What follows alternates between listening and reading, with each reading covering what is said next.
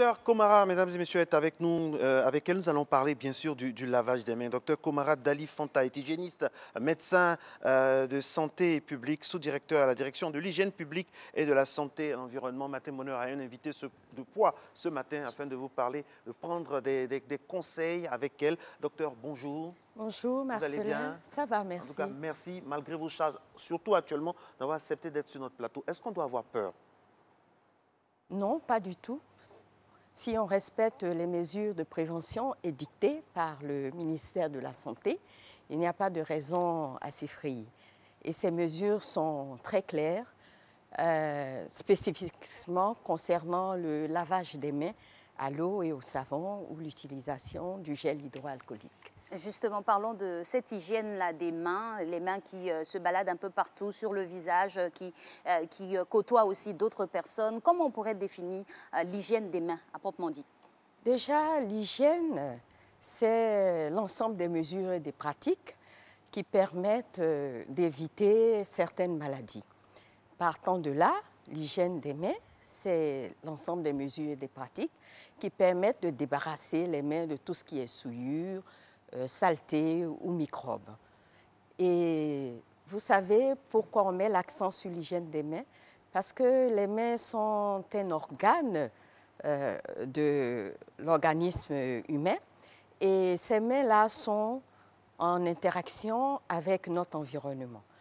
Donc, ce qui fait qu'on est tout le temps en train de toucher, manipuler, prendre quelque chose et on est tout le temps à être sur des supports qui eux-mêmes portent des virus ou des microbes. Et vous, mesdames et messieurs, comment vous entretenez vos mains? Est-ce que les Ivoiriens lavent bien leurs mains? Est-ce que c'est bien respecté, toutes ces directives qu'on donne là? Eh bien, notre reporter Emmanuel Bonzo, le chevalier de l'info en externe, nous propose un reportage.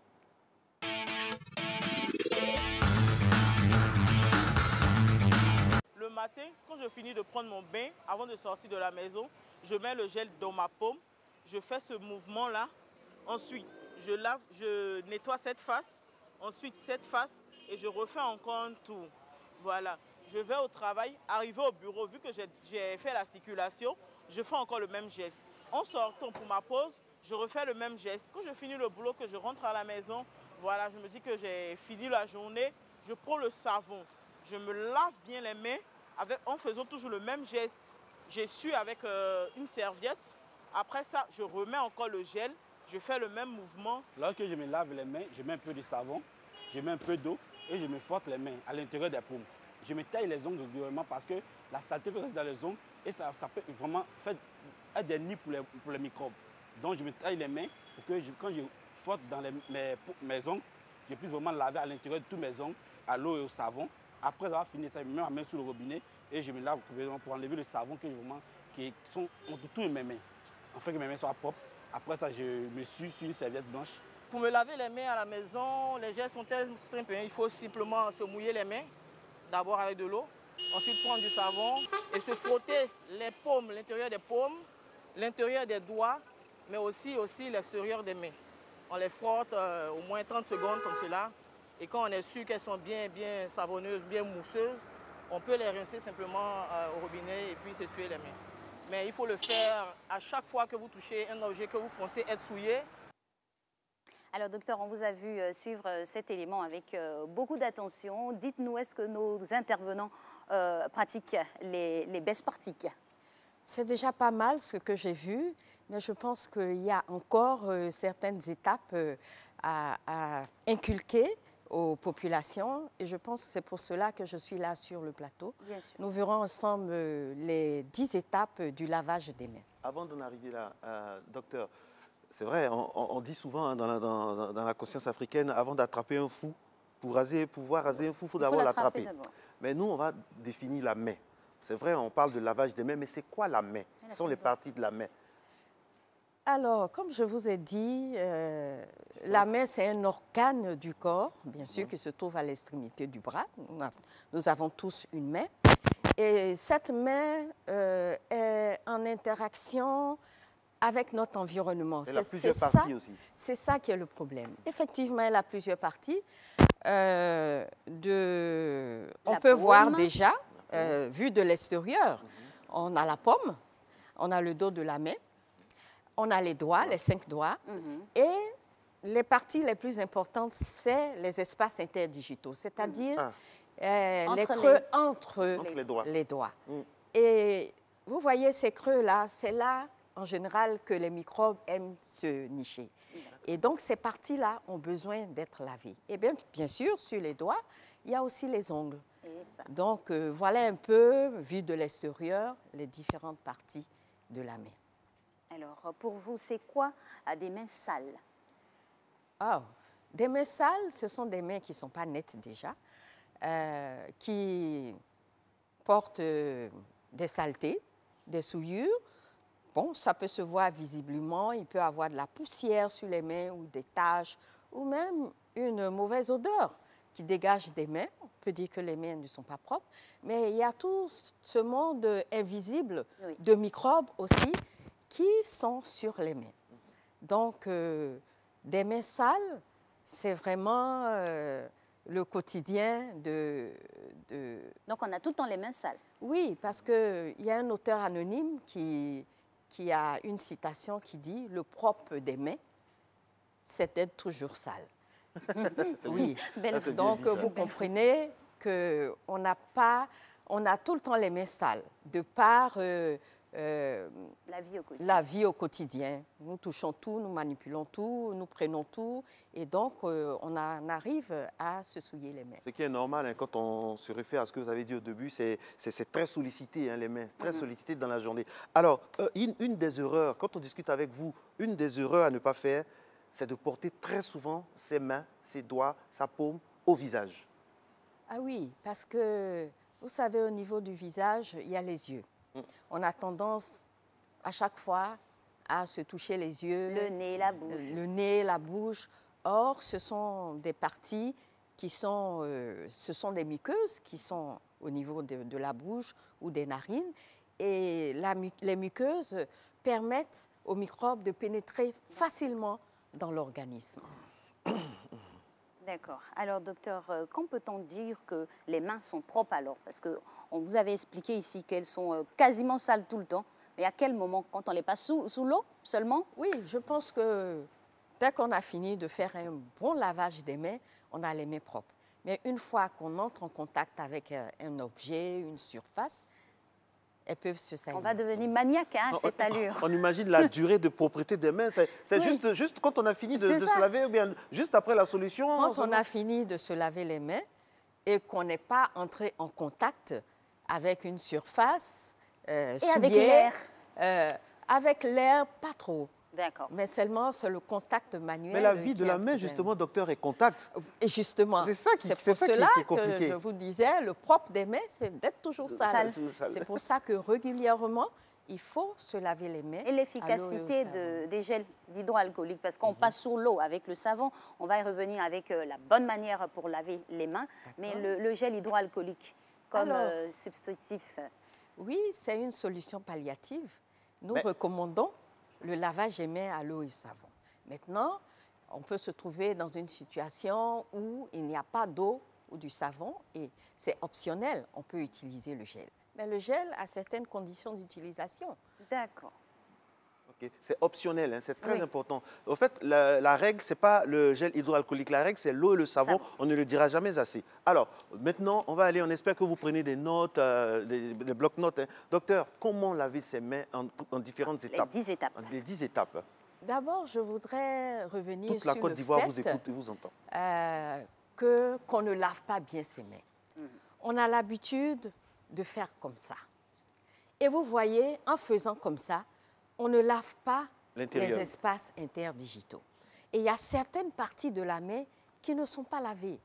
Et donc, c'est pour ça que cette technique, en 10 étapes, a été développée. Alors, pour en revenir à cette technique. Étape 1. Étape 1. Il faut d'abord se mouiller les mains. Parce que si on prend directement le savon, que ce soit du savon en morceaux, dès que vous mettez sur la main, vous voyez que ça ne mousse pas. Si vous prenez du savon liquide, Dès que vous mettez le savon liquide sur la main et que vous venez ensuite prendre de l'eau, vous allez perdre une partie du savon liquide. Donc, on commence, première étape, à se mouiller les mains. Deuxième étape, on applique le savon. Nous recommandons du savon liquide parce que c'est beaucoup plus hygiénique. Vous avez appliqué le savon à la deuxième étape. La troisième étape, vous lavez les paumes des mains. Paumes. Alors, donc, Par mouvement. il faut un mouvement circulaire. Parce que ce qu'on voit, on fait comme ça. Oui, Oui. rapidement. hein. Rapidement. On Il fait faut comme ça. un mouvement circulaire. Circulaire. Ça nous permet Voilà. de balayer toute la paume des mains. On prend son temps surtout. Bon, là, vous savez, cette technique en 10 étapes, c'est en 30 secondes. Ah, d'accord. Donc, Minimum 30 secondes. Minimum. c'est réduit. Donc, On peut avoir des il mains faut, propres voilà, en il même faut temps. frotter de façon vigoureuse. Aller droit au but. Voilà. Donc, troisième étape. D'accord. Quatrième étape, on va laver le dos des mains. Parce Ok. que ça fait partie de la main. Exactement. Alors, le dos de la main avec la paume de l'autre main. Je voudrais inviter les téléspectateurs À refaire le même geste. On aurait faire voulu le le faire geste aussi hein, avec pendant que nous sommes en train de... nos robinets ici Mais en tout mobiles. cas, les dessins qui sont là sont très explicites et on demande aux réalisateurs de les mettre en permanence à l'antenne parce que c'est ça l'essentiel. Merci Jacques Brou de Pendant mettre ça que à Madame l'antenne pendant que Komara Madame Komara explique. explique. Voilà, là nous sommes à la quatrième étape. à la Quatrième étape. à la quatrième Quatrième étape. Tout à fait, c'est Le ça. dos. Le dos. Le dos de la main. Les et- dos des mains. Oui, on va faire la main droite et la main gauche Absolument. ensuite. Et donc, on va comme ça, dans le creux, les espaces interdigitaux pour les nettoyer en même temps qu'on nettoie la main, le dos de la main. Et donc, on fait la main De droite, mouvement. Enfin, gauche. Avant, arrière, la main avant, arrière. gauche. Un mouvement avant-arrière, Oui, avant-arrière, qui qui avant-arrière. permet de nettoyer dans les espaces, Les espaces interdigitaux. digitaux. D'accord. Ensuite, nous passons à la cinquième étape. C'est ça, les doigts entrecroisés. Ça permet de laver les faces externes des doigts et donc de revisiter les espaces interdigitaux. Parce que je vous ai dit que c'est là le Que se site niche. voilà, privilégié Là des, que les des microbes dorment. Voilà. Donc, on fait Leur comme lieu de ça. prédilection. OK. Alors, ensuite, l'étape suivante, c'est celle-là. On met l'étape 6, Étape on met 6. la main en crochet. Il faut bien faire le crochet. Serré. Et ensuite, il faut faire glisser. Glisser. Ça permet de laver les faces antérieures des mains Antérieures et des bien mains. sûr les faces externes Tout à fait. des C'est comme ongles. ça. Et là, Refaire la main. c'est très important. Main droite et main gauche. Mhm. Ensuite, on passe au pouce. Ah. En général, on oublie de laver le pouce. Alors, le pouce dans la paume de l'autre main Lui, il a un traitement spécial. et on tourne. On tourne. On lave le Ok. pouce droit, Le pouce gauche. le pouce gauche. Et pour finir, la 8e étape, on regroupe les doigts. Les bouts des doigts seront lavés dans le creux de la paume opposée. Parce que vous voyez, il y a un creux ici. Quand on avait fait à la 3e étape, on avait fait comme ça, on n'avait pas forcément touché le creux qui se trouve dans la paume de Et la on a main. Donc, déposé Tout à fait. regrouper les doigts, ça permet de laver les bouts des doigts. Et voilà, main droite et main gauche. Je voudrais dire que cette technique a une limite quand même. Ok. Parce qu'elle ne prend pas en compte les ongles. Elle ne lave pas les ongles. Alors, ceux qui ont les ongles longs, Ah oui. il faut une petite brosse pour pouvoir brosser à l'intérieur. Parce que les ongles, c'est aussi sous les ongles Que se s'accumulent les saletés. Les petites brosses de Et- manicure, oui, les Voilà. petites brosses. d'institut, Voilà. oui, oui. Et par ces temps qui courent, nous recommandons vraiment D'avoir les ongles d'avoir courts. les ongles courts. Très bien. Sait-on jamais. Je vais couper les Il y mains. a alors. aussi le port de vernis. Quelquefois, le vernis s'écaille. Et bien sûr, c'est un nid pour les microbes, les vernis écaillés. Donc, c'est mieux d'avoir les mains, c'est plus hygiénique. Voilà. Et donc, pour terminer, nous arrivons à la 9e étape, Oui. où il faut se rincer les Rincer mains totalement. totalement, les mains à l'eau propre. À l'eau Et propre, là total. aussi, il y a un problème. Ah, Nous dans ne les recommandons récipients. pas le lavage des mains collectif, c'est-à-dire une bassine où Dans tout un le monde vient récipient. se laver les mains et tout ça. C'est vraiment un lieu de contamination croisée. On prend les microbes des uns et des autres. Donc, il faut se rincer les mains sur un filet d'eau. C'est-à-dire D'accord. qu'il faut que l'eau coule. Voilà. L'eau coule sur les mains OK. et emporte Les saletés. Le savon, les Tout ce qui saletés, est les résidus, microbes, et saletés. tout ça se retrouve dans l'eau de rinçage. Et pour terminer, il faut laisser les mains sécher à l'air libre. Ne pas prendre Oui, parce qu'une un main qui est torchon, un mouillée, mouchoir. Comme on au dit, contact, elle récupère les microbes. comme on dit aux enfants, il faut dire au revoir après. Voilà, il faut laisser les mains sécher à l'air libre.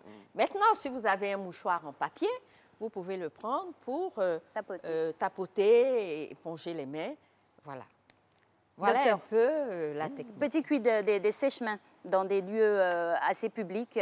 Ils seraient porteurs aussi de microbes, les sèche-mains qui nous ramènent de la chaleur et tout ça. Oui, il y a certains qui soufflent des Oui. microbes, Ah. donc il faut faire attention. Nous pensons que si on a vraiment besoin de s'essuyer les mains, il faut prendre un mouchoir en papier à usage unique. Tout à fait. Vous parlez de sèche-mains, dans certaines institutions, il y a une serviette qui est utilisée collectivement. À maintes Et reprises, oui. ça, vraiment, c'est à proscrire. Surtout dans certains restaurants qu'on ne va pas nommer. Docteur, C'est vrai. il y a des téléspectateurs, grâce à la dextérité de Jacques Brou, qui veulent vous poser certaines questions. Jacques Brou va aller directement aux questions. C'est relativement aux gels. Les gels sont-ils efficaces? Enfin, on leur laisse poser la question.